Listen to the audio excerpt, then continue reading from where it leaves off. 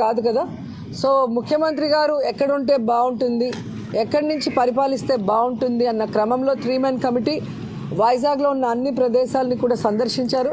దాంట్లో ఇక్కడ ఉంటే బాగుంటుంది అని రిషికొండని ఫైనలైజ్ చేయడం జరిగింది. సో ఇప్పుడు జగన్మోహన్ రెడ్డి గారు డెసిషన్ తీసుకోవాలి. చూశారు కదండి వీడియో. మన రోజా గారు టీము జనాల్ని ఎలా ఎర్రి పుష్పాలను చేయొచ్చో ఇక్కడ కూర్చున్న మందను చూస్తే అర్థమైపోద్ది. షకీలా సినిమాని శంకరాభరణం సినిమాలాగా నమ్మించగల ధీరులు ఈ వైసీపీ పార్టీలోనే ఉంటారండి మొత్తానికిను. అయితే ఉద్దేశపూర్వకంగానే జగన్మోహన్ రెడ్డి గారు ఋషికొండ మీద రాజులా బతకాలని ప్లాన్ చేశాడు. ఋషికొండ అనేది ఒక దేవుడు ఉన్నటువంటి నివాసం ఉన్నటువంటి కొండనే తవ్విచ్చేసి భవనాలు కూడా నిర్మించేశారు.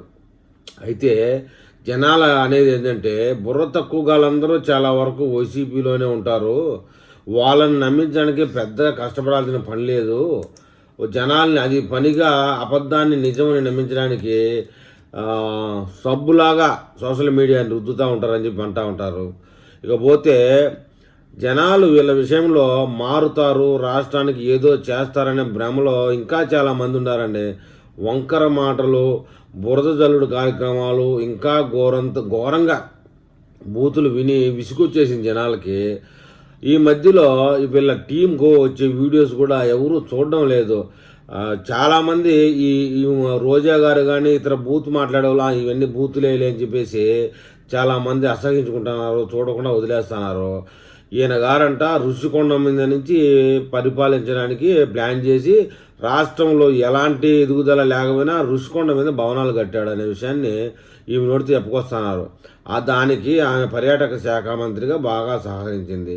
ఆయన వచ్చేసి కొండ మీద విజయవాడ కనకదుర్గమ్మ గారు, తిరుమల కొండ మీద వెంకటేశ్వర స్వామి గారు, ఇలా చాలామంది స్వాములందరూ కొండల మీదనే ఉంటే నేను కూడా దగ్గర స్వామిలాగానే 5 కోట్ల మంది నన్ను ముఖ్యమంత్రి కదా అందువల్ల నేను కూడా స్వామినే ఋషికొండ మీద ఉంటానని తీసుకున్న నిర్ణయానికి రోజా గారు సహకరించడం ఎలా ఉందంటే రాష్ట్ర బడ్జెట్లో 500-600 కోట్లు ఎతకపోయి ఆడ గుడి కట్టేశారండి.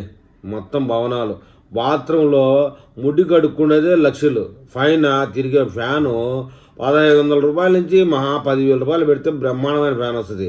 5 లక్షల రూపాయల ఫ్యాను. ఇదే ఇలాంటి వైభవమైన జీవితం గడిపి దేవుడి కంటే ఎక్కువగా ఉండాలనే ఉద్దేశం మీద ప్లాన్ చేశాడు మన జగన్మోహన్ రెడ్డి గారు. అయితే చాలామంది అంటున్నారు కొండలే కాదు గుట్టల మీద నుంచి కూడా పరిపాలించవచ్చు, పావురాల గుట్ట నుంచి కానీ పరిపాలించింటే నువ్వు నీ తండ్రి ఒకటే చోట ఉన్నట్టు అయ్యేది, నెక్స్ట్ ఎలాగూ జరిగేది అదే కదా అని చెప్పేసి కొంతమంది వ్యాఖ్యానిస్తూ ఉన్నారు. పావురాల గుట్ట అంటే కొంతమంది కోపం రావచ్చు. నేను ఋషికొండను మరి గబ్బు చేసినప్పుడు ఎంతమంది కోపం వచ్చి ఉంటుంది. వెంకటేశ్వర స్వామితో పోటీపడి ఈ మహానుభావుడు గుట్ట మీద నుంచి పరిపాలన చేయాలంట.